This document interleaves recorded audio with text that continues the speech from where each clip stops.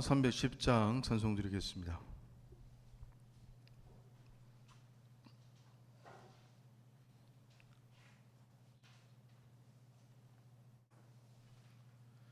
찬송가 310장입니다.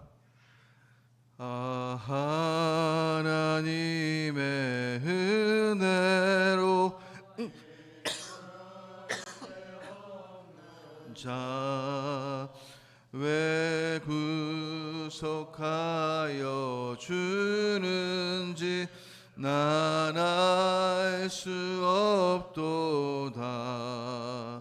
내가 믿고 또 의지함은 내 모든 형편 자신 주님 늘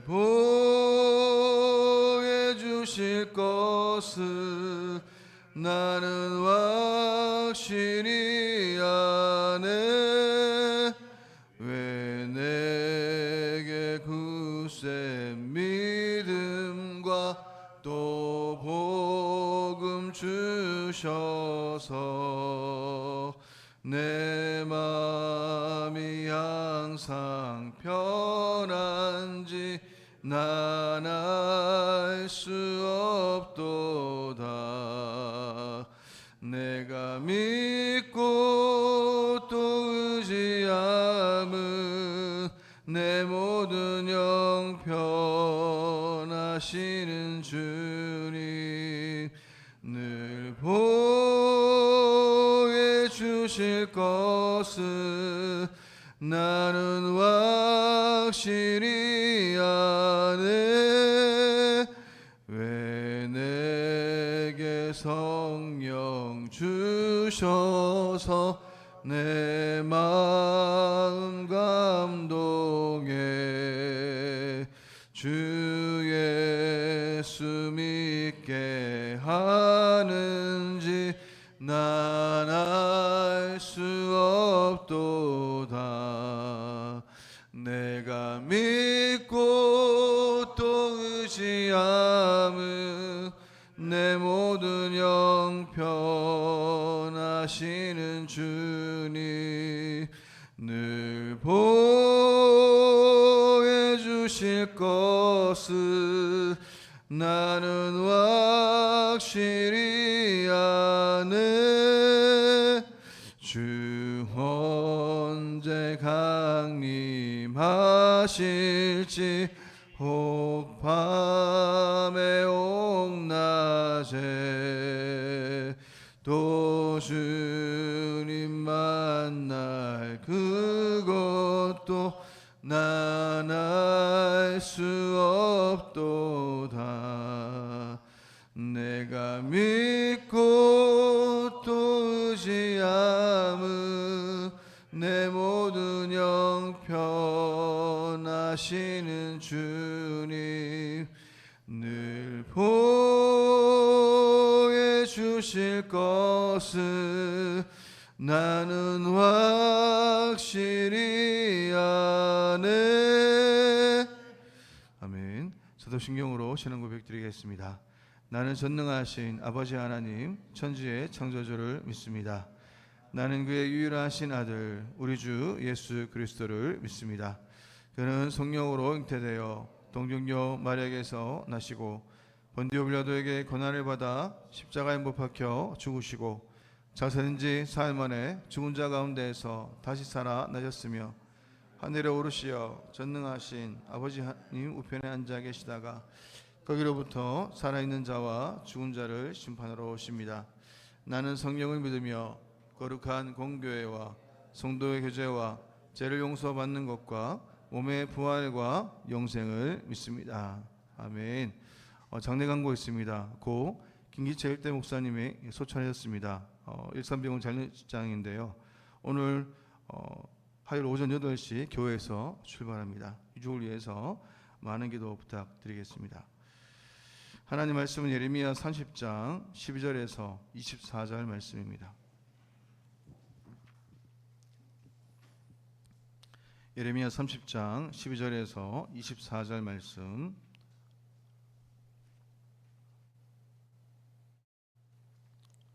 기도하겠습니다. 여호와께서 이와 같이 말씀하시니라. 내 상처는 고칠 수 없고 내 부상은 중하도다.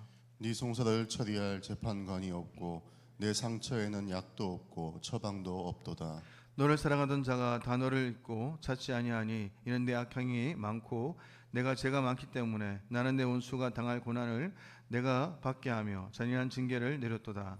너는 어찌하여 내 상처 때문에 부르짖느냐? 내 고통이 심하도다. 내 악행이 많고 내 죄가 허다함으로 내가 이 일을 너에게 행하여 하느니라. 그러므로 너를 먹는 모든 자는 잡아먹힐 것이며 내 모든 대적은 사로잡혀갈 것이고 너에게서 탈취한 간자는 탈취를 당할 것이며 너에게서 노력질한 모든 자는 노략물이 되리라. 여호와의 말씀이니라. 그들이 쫓겨나는 자라 하매 시온을 찾는 자가 없은즉 내가 너의 상처로부터 새살이 돋아나게 하여 너를 고쳐주리라.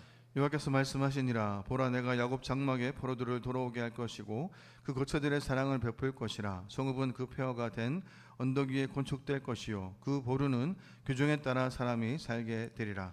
그들에게서 감사하는 소리가 나오고 즐거워하는 자들의 소리가 나오리라. 내가 그들을 번성하게 하리니 그들의 수가 줄어들지 아니하겠고 내가 그들을 존귀하게 하리니 그들은 비천하여지지 아니하리라. 그의 자손은 예전과 같겠고 그 회중은 내 앞에 굳게 설 것이며 그를 압박하는 모든 사람은 내가 다 벌하리라. 그 용도자는 그들 중에서 나올 것이요 그 통치자도 그들 중에서 나오리라. 내가 그들 가까이 오게 하리니 그가 내게 가까이 오리라. 참으로 담대한 마음으로 내게 가까이 올 자가 누구냐? 여호와의 말씀이니라. 너희는 내 백성이 되었고 나는 너희들의 하나님이 되리라. 보라, 여호와의 노여움이 일어나 폭풍과 회오리 바람처럼 악인의 머리 위에서 회오리 칠 것이라. 다 같이 읽겠습니다. 여호와의 진노는 그의 마음에 뜻한 바를 행하여 이르기까지는 돌이키지 아니하나니 너희가 끝날에 그것을 깨달으리라. 아멘. 우리가 오늘 본문을 보기 전에 오늘 본문 우리 30장부터 해서 앞으로 묵상하는 이 33장까지는 소위 위로의 책으로 이렇게 불리고 있습니다. 이 단락은 초두와 그 말미에 포로된 자를 돌이킨다라는 말이 공통적으로 나오는데요. 이것은 새 언약을 통한 하나님 백성의 회복에 대해서 우리에게 말씀하고 있습니다. 유다의 멸망은 피할 수 없는 일입니다. 유다 왕실을 중심으로 바벨론에 패방당하지 않으려 이렇게 애를 쓰지만 유다의 멸망은 국력 약화 때문이 아니었죠. 바로 그들의 죄로 인한 하나님의 심판이기에 돌이킬 수가 없는 것입니다. 하지만 그런 상황 속에서 이 하나님의 엄중한 심판은 죄를 벌하고 그들을 정결케 함으로써 이스라엘을 회복시키시는 하나님의 심오한 은혜와 구원의 다른 표현을 우리가 볼 수 있는 것이죠. 그래서 우리가 심판을 전하는 예레미야서인데 심판 이후에 임할 회복이 예고되고 이렇게 약속되는 것입니다. 예레미야는 옛 모세 언약의 근거에서 유다를 향한 하나님의 심판의 당위성을 말하고 있지만 또한 새 언약을 통해서 심판 이후에 그들이 경험할 새 창조와 영광에 대해서 이렇게 말하고 있습니다. 30장, 31장은 이러한 회복과 구원에 대한 비전의 말씀인 것이죠. 이 장들은 앞에서 말했듯이 위로의 책이라는 그러한 별명을 갖고 있는데요. 이 본문의 마지막 부분은 심판 이후에 임할 새 언약을 다루어서 위로의 본질이 무엇인가를 우리에게 말해주고 있는 것입니다. 오늘 본문에서 오늘 첫째로 심판은 이미 정해진 일입니다. 사람들은 하나님의 은혜와 능력을 위기로부터의 그 극복, 재난으로부터의 그 건지심으로만 생각하고 이렇게 싶어합니다. 가진 것이 많고 지켜야 될 것이 이렇게 많을수록 더 그렇다는 것이죠. 나라가 망해가는 상황에서도 부귀영화를 누리고 기득권을 행사하던 유다의 이 지도층 또한 어떻게든 이 나라의 멸망을 막고 싶었을 것입니다. 유다의 예언자들도 하나님이 시온을 지키시며 보호하신다는 오래된 신앙 정승에 이렇게 근거해서 예루살렘에 임할 평화와 회복을 이렇게 예언했던 것이죠. 그러나 남왕국 유다가 바벨론으로부터 이 나라를 지켜낸다 할지라도 그 나라에서 권력과 부귀를 누리며 사는 사람들에게 조는 일이지 가진 것 없는 가난한 이들에게 나라를 지킨다는 것은 의미를 주기가 어려웠던 것이죠. 나아가서 언약을 향한 진정성과 신실함이 없는 이 표리부동한 신앙과 삶은 아무리 외적인 평안과 번영이 그들 속에 있다 할지라도 그것은 모래 위에 지은 성과 같다는 것입니다. 이것은 바로 시한부 선고를 받은 중환자의 삶에 지나지 않는다는 것이죠. 이처럼 사람들이 생각하는 위로와 하나님이 베푸시는 위로는 꽤나 큰 차이를 우리가 볼 수 있는 것입니다. 특히 예레미야서는 사람들의 생각과 하나님의 그 뜻 사이의 간격을 여러 번 이렇게 우리에게 보여주었는데요. 29장에서도 그러한 것을 볼 수 있습니다. 예레미야는 요야긴 시대에 이 바벨론으로 끌려간 유다인들에게 이렇게 편지를 쓰고 있습니다. 편지에서 예레미야는 바벨론에 사는 백성에게 그곳에서 집을 짓고 가족을 이루어 살면서 그들이 사는 이방 성읍의 평온을 위하여 이렇게 기도하라라고 권면합니다. 이는 바벨론에 살고 있는 상황을 일시적으로 여기지 아니하고 완전히 정착해서 눌러 사는 것처럼 지내라는 그러한 의미였던 것이죠. 그에 비해서 포로로 살고 있던 어떤 이들은 포로 생활이 곧 끝날 것이라고 말을 합니다. 당시에 수많은 거짓 선지자와 제사장들은 머지않아서 유다가 이렇게 포로에 회복될 것이고 평안을 되찾을 것이라고 이렇게 외쳤습니다. 서머야뿐 아니라 여러 제사장들과 예언자들도 이 바벨론 체류가 일시적인 것이고 하나님이 곧 그들을 돌이키시고 회복하실 것이라고 이렇게 전했던 것이죠. 대중의 정서와 결합된 이러한 메시지는 사람들의 그 환호를 받았고 그들은 그런 설교를 너무나 듣고 싶어 했습니다. 그런 하나님 뭐라고 말씀하십니까? 내 이름으로 거짓을 예언했다라고 이렇게 단호히 선포합니다.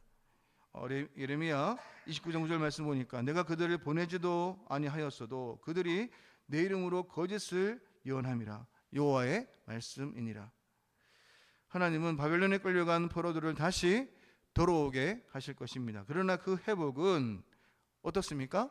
하나님을 버린 백성에 대한 하나님의 심판이 반드시 있고 난 이후에 이렇게 도래한다는 것이죠. 포로 기간은 70년인데 여기서 70년은 물리적인 시간이 아닐 수 있습니다. 7이라는 숫자가 구약에서 차지하는 이치를 우리가 생각할 때 이 70년은 어떻습니까? 하나님의 그 모든 온전하신 뜻이 이루어진다는 그 시간을 상징한다고 할 수 있는 것이죠.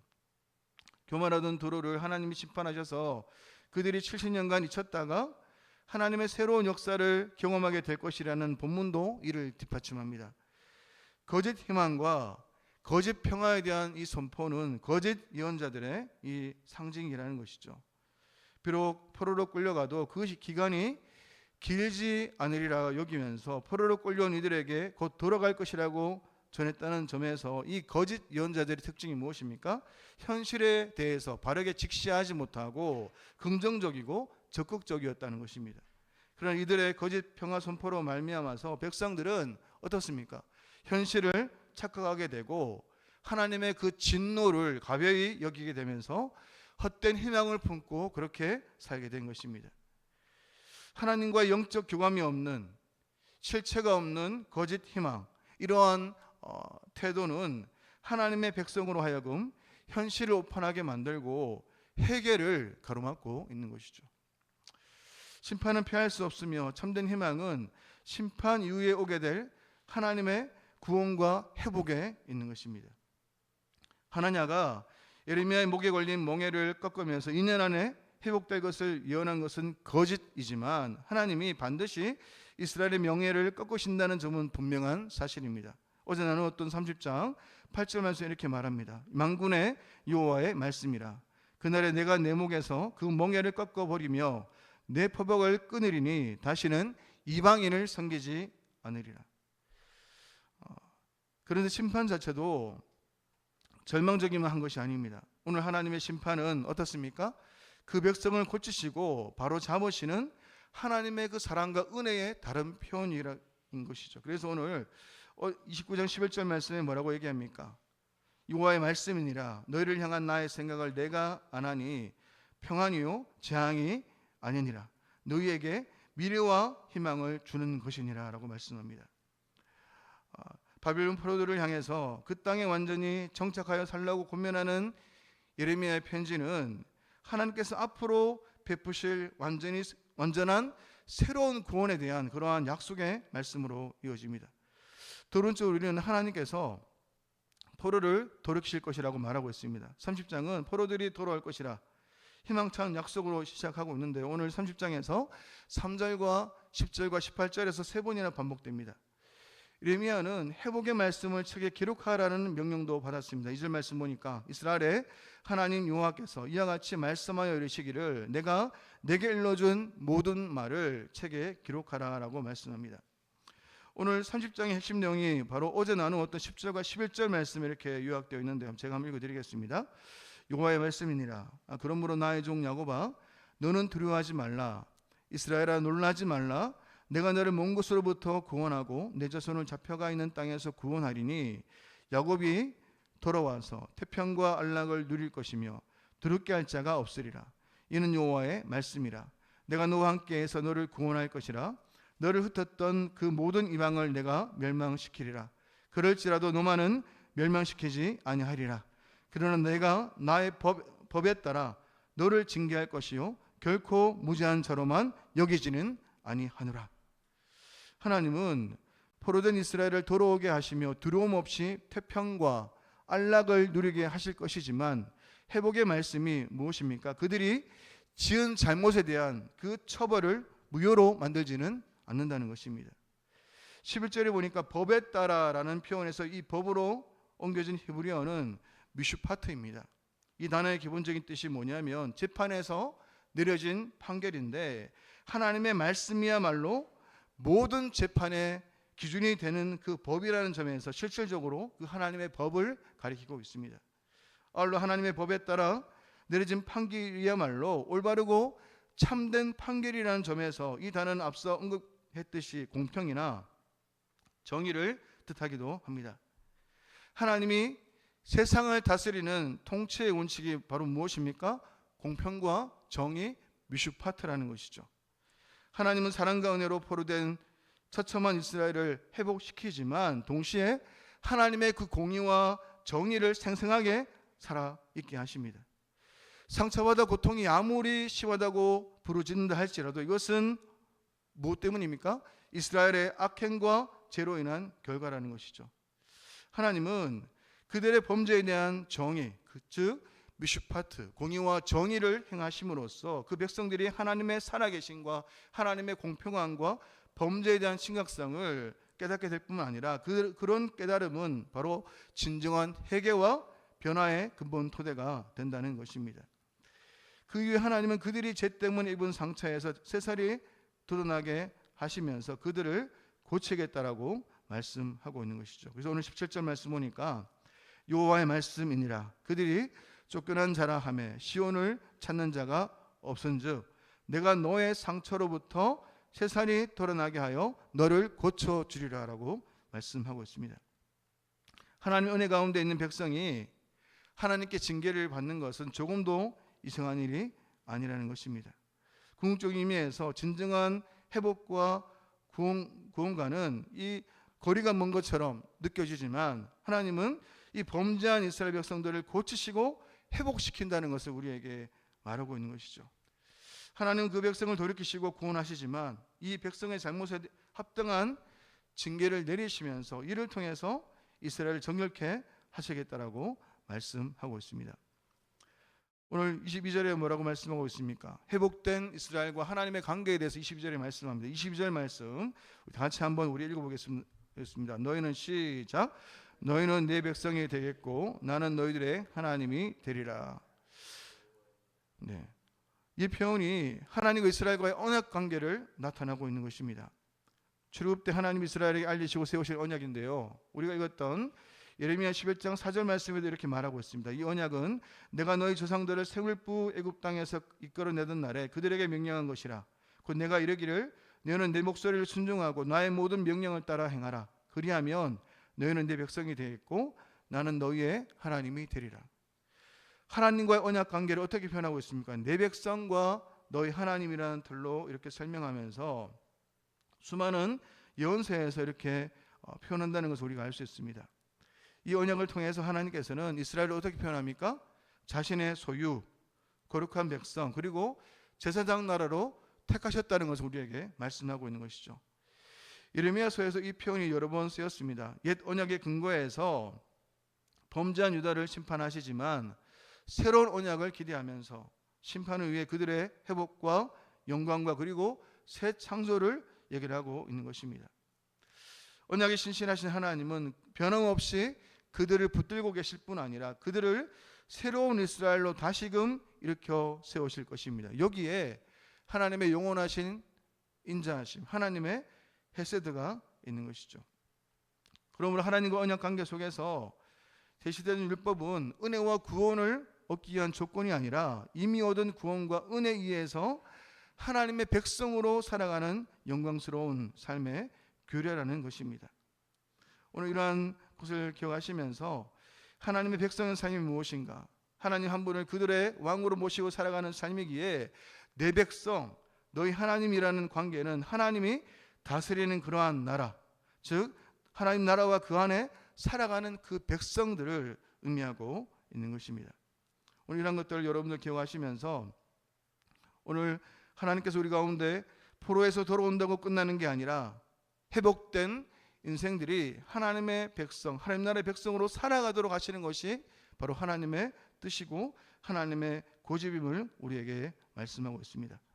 마지막으로 하나님은 회복된 백성 가운데 새로운 용도자를 일러줍니다. 본문 21절의 말씀 보니까 이렇게 말합니다. 그 용도자는 그들 중에서 나올 것이요 그 통치자도 그들 중에서 나오리라.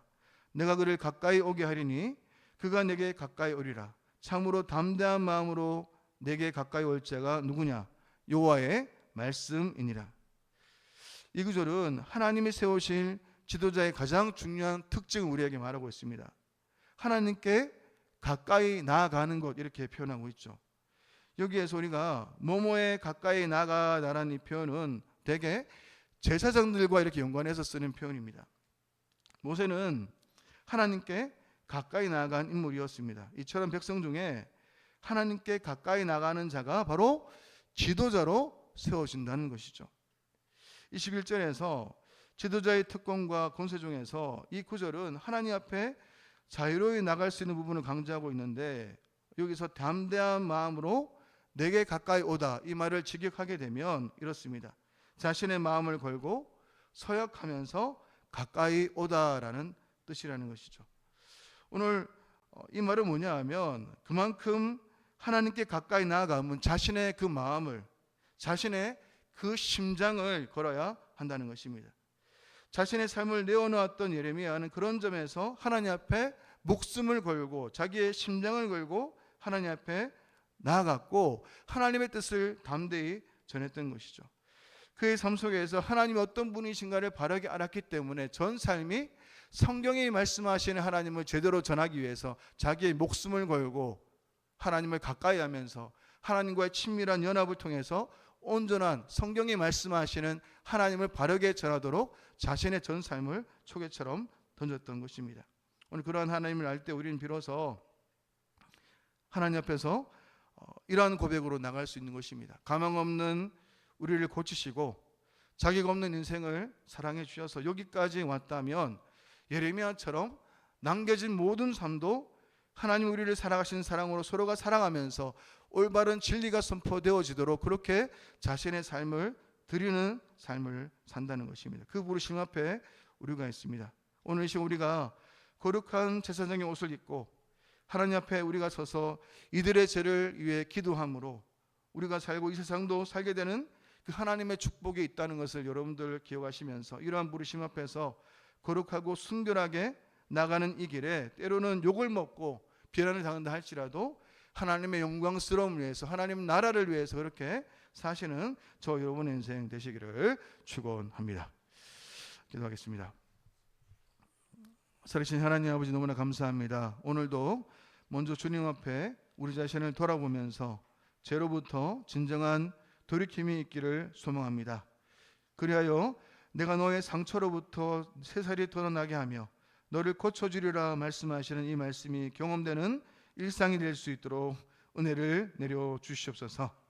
감흥 없는 인생에 찾아와 주셔서 우리를 고치시고 자격 없는 인생을 계산 없이 한결같은 마음으로 사랑해 주셔서 너무나 감사합니다. 그 사랑에 힘입어 오늘 주님을 닮아가는 삶을 살며 살아내는 저희가 될 수 있도록 은혜를 내려 주옵시고, 하나님을 제대로 알아가는 것에 우리의 모든 삶의 우선순위를 둘 수 있도록 우리를 붙잡아 주시옵소서. 거룩하신 예수님의 이름으로 기도드립니다. 아멘. 하늘에 계신 우리 아버지, 아버지의 이름을 거룩하게 하시며 아버지의 나라가 오게 하시며 아버지의 뜻이 하늘에서 같이 땅에서도 이루어지게 하소서. 오늘 우리에게 일용할 양식을 주시고 우리가 우리에게 잘못한 사람을 용서하여 준 것 같이 우리 죄를 용서하여 주시고 우리를 시험에 빠지지 않게 하시고 악에서 구하소서. 나라와 권능과 영광이 영원히 아버지의 것입니다. 아멘. 화요일 오늘 선교와 전도를 위해서 이 시간 기도드리겠습니다. 우리가 파송한 선교사들과 후원 선교사, 국내 개척교회 및 기관 선교를 위해서 그리스도의 사랑으로 지역 사회를 섬기며 복음의 능력으로 전도의 사명 감당하는 교회가 되게 하소서. 우리 교회가 어떠한 상황 가운데서도 선교와 전도, 구제하는 교회 사명을 잃지 않도록 삼성교회 주위에 있는 아직 예수를 믿지 않는 많은 영혼들이 주께로 돌아올 수 있도록 주일학교가 전도 사역에도 불이 붙고 또 여름 사역이 시작되어집니다. 학교와 학원 전도 가운데 복음이 일어날 수 있도록 또 이번 주에 시작하는 우리 청년부 여름 수련회 가운데 은혜를 부어주시고 또 마지막까지 8월 우리 둘째 주까지 시작되는 모든 여름 성경학교 가운데 은혜를 내려주셔서 다음 세대가 하나님을 인격적으로 만나게 하시고 또 하나님의 영광을 위해서 준비된 거룩한 세대로 자라갈 수 있도록 은혜를 부어달라고 시간 주여 일창하면서 같이 한번 이 시간 기도 드리겠습니다. 기도하겠습니다. 주여